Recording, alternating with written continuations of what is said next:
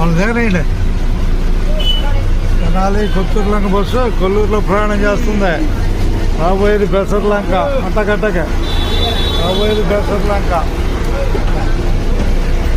రాబోతుంది. కొత్తూరులంక బస్సు ప్రస్తుతం కొల్లూరులో కనపడుతుందిగా. కొల్లూరులో బస్సు.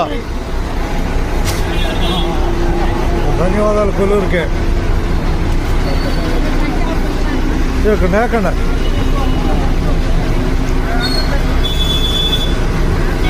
జరుగు